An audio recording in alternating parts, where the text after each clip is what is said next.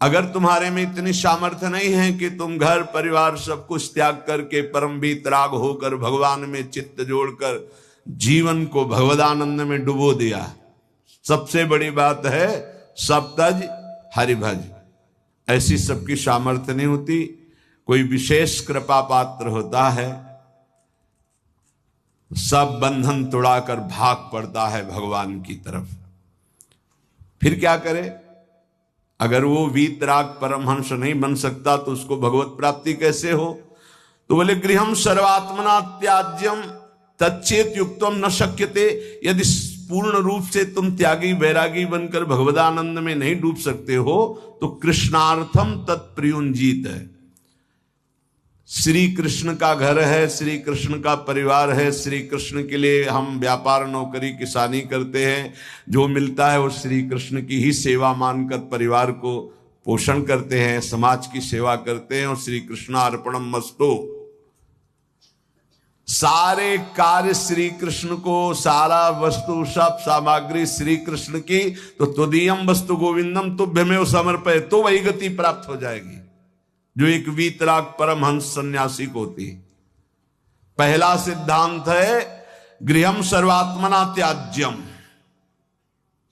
ये जीवन इसीलिए मिला भगवत प्राप्ति के लिए। पर तच्चेत युक्तम न शक्यते, यदि तुम्हारी ऐसी सामर्थ्य नहीं है तो तदर्पिताखिलाचारिता तद्विस्मरणेन परम व्याकुलते, सारे आचरण भगवान के लिए करो, परम पवित्र भगवान की आज्ञा का पालन करते हुए धर्मयुक्त आचरण करो, घर को भगवान का समझो, घर वालों को सबको भगवान का निज स्वरूप देखने की चेष्टा करो, समस्त संपत्ति आचरण व्यवहार सब कृष्णार्पणम कर दो, रात दिन भजन करते हुए अपने कर्तव्य का पालन करो, वही फल प्राप्त होगा।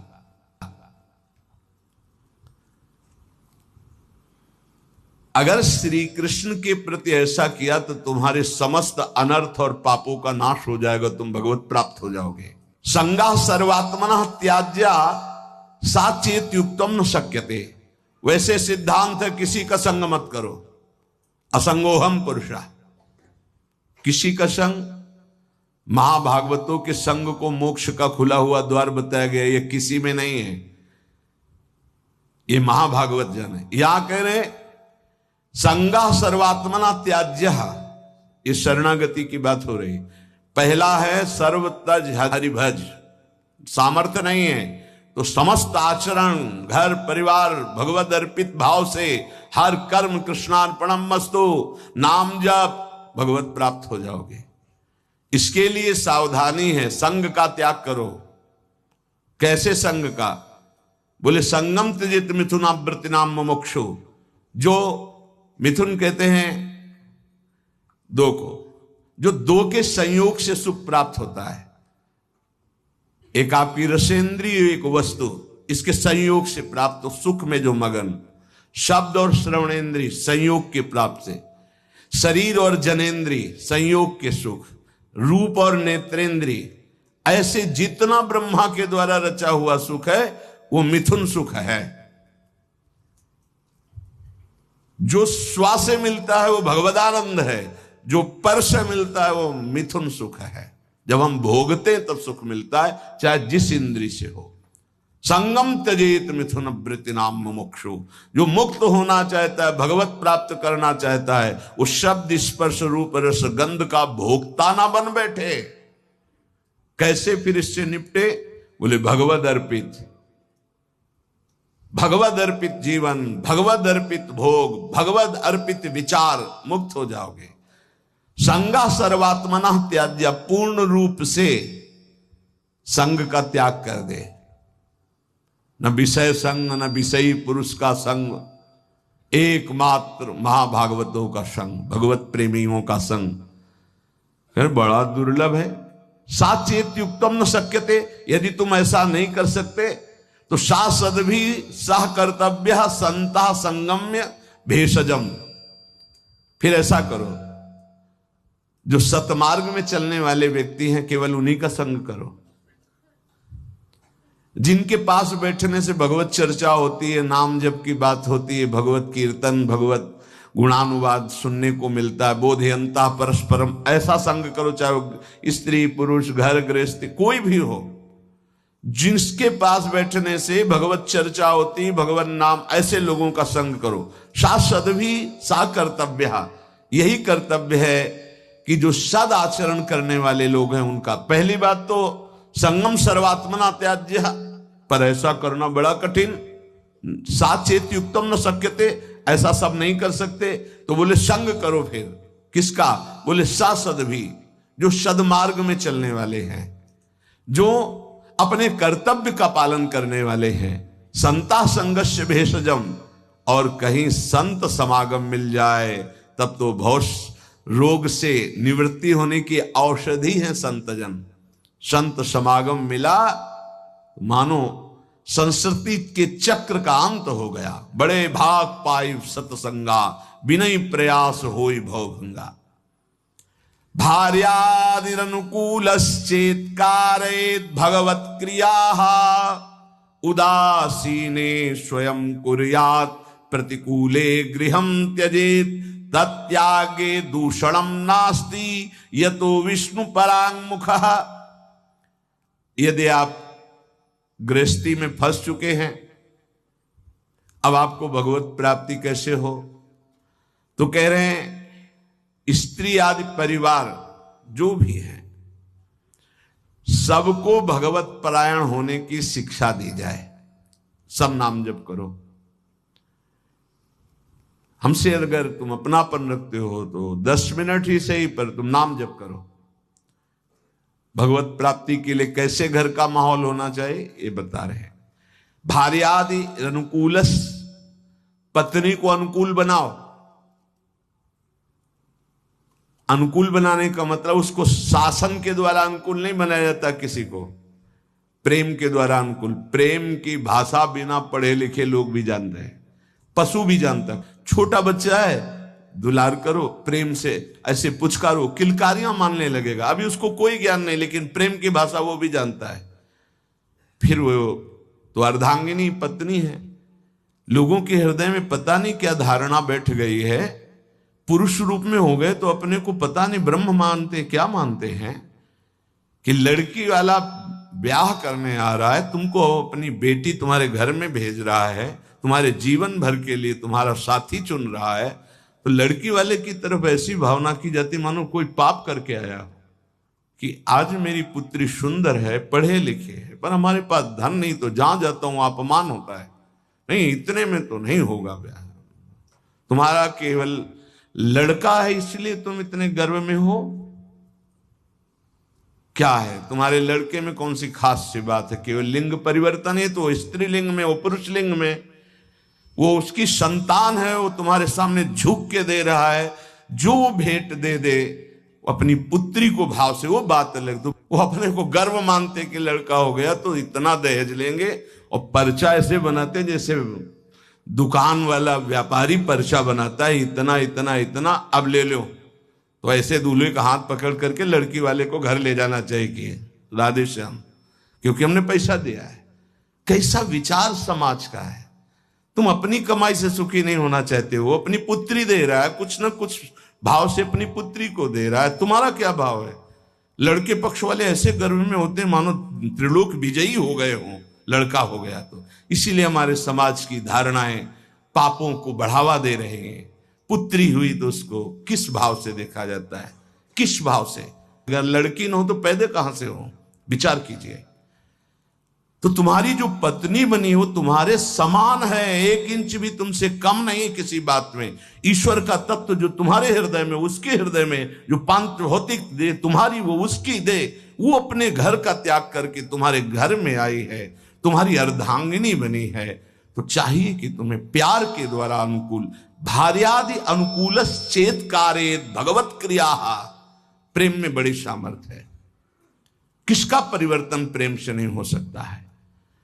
कभी समाज में अगर ये बात समझ में आ जाए कि ये दहेज लेना नरक जाने का कार्य है, बोले अमुक ने दहेज, उन्होंने मांगा नहीं था, स्वतः अपनी पुत्री के लिए दिया था। किसी को भी अगर हमारे व्यवहार में पुत्री के साथ बहुत सी सामग्री उत्साह के साथ देने का भाव तो उनके पास है और उन्होंने दिया अपनी पुत्री को, तो तो आपने मांगा तो नहीं, वर पक्ष ने मांगा तो नहीं, आज बेचा जाता है। कैसी समाज की दुर्व्यवस्था है, ना सत्संग सुनते हैं, ना शास्त्र समझते हैं। तो बच्चियों के प्रति कितना निकृष्ट भाव आ गया कि एक गरीब आदमी की यदि लड़की पैदा होती तो माथे पे हाथ रख करके सोचता है कि मेरा दुर्भाग्य। कोसते हैं कि तूने लड़की क्यों पैदा की।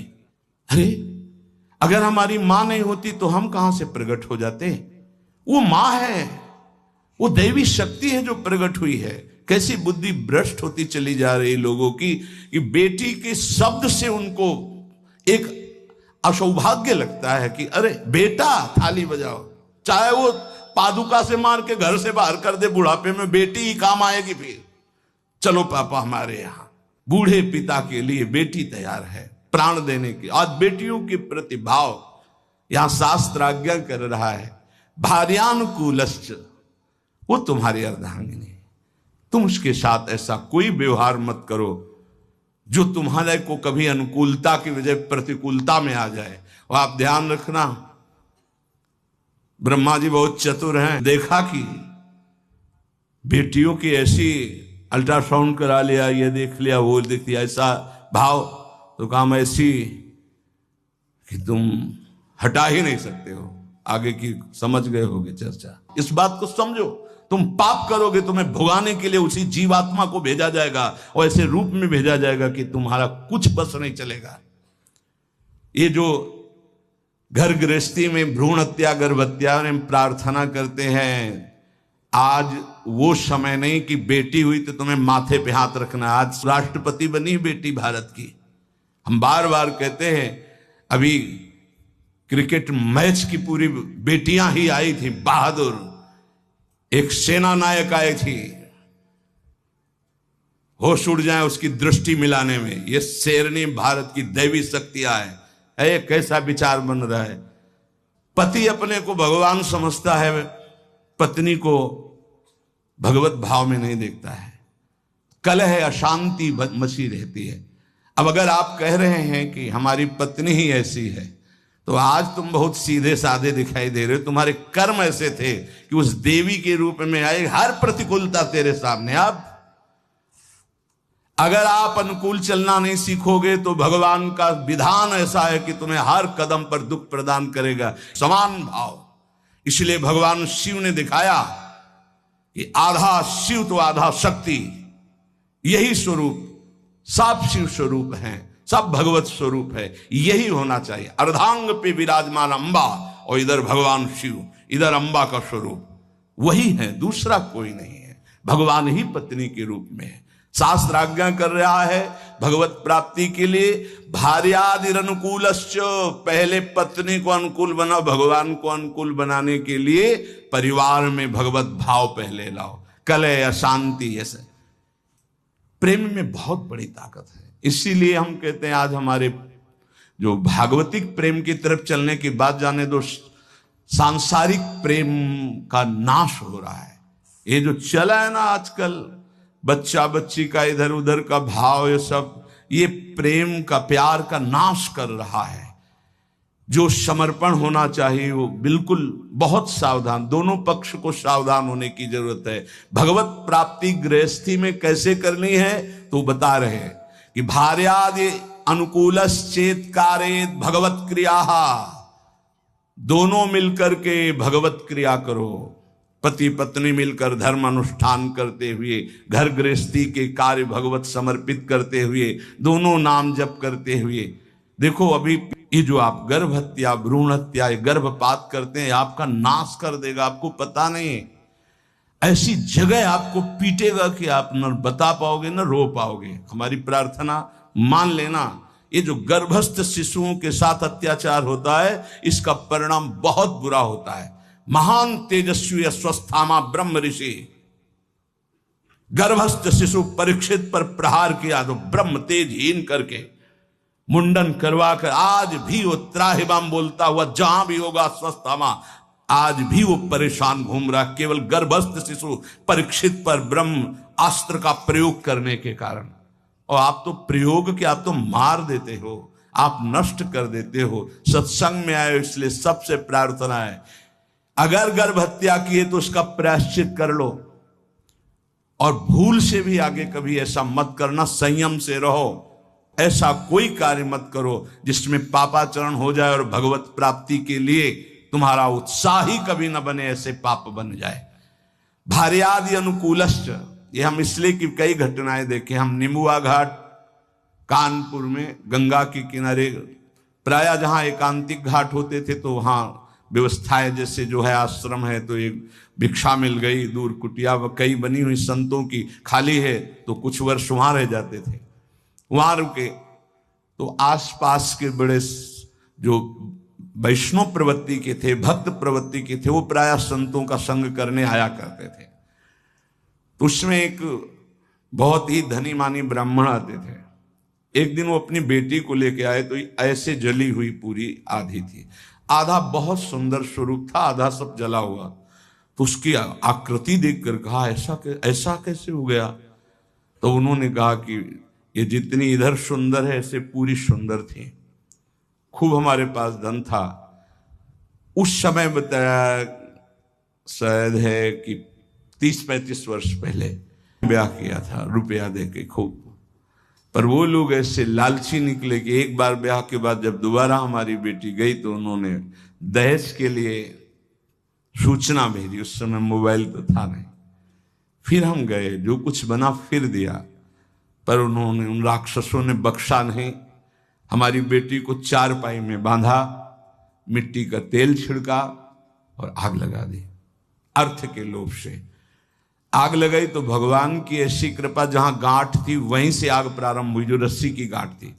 अब जलने वाला चेष्टा फौरन खुल गई तो जीना के पास ही चारपाई में जीना में चढ़ गई, चढ़ के बगल वाले घर में ऐसे छप्पर में कूद गई और नीचे गई तो वो उनके बड़े भाई का था, जिस भाई का लड़का ब्याह हुआ था उसके बड़े भाई, उनके पास राइफल था। उन्होंने जे ही देखा तो तत्काल कंबल से सुरक्षा की और राइफल निकाली, बाहर निकले, कहा राक्षसों हम तुम्हें बताएंगे, और उसकी सुरक्षा करके पुलिस तक पहुंचाई। बोले तब ये जिंदा हमें वापस हुई, मुकदमा चल रहा है। अब वो ऐसे पूरी जली हुई, क्या उसका अभिशाप उनको सुखी कभी होने दे? आगे चलकर किस योनियों में जाएंगे क्या पता।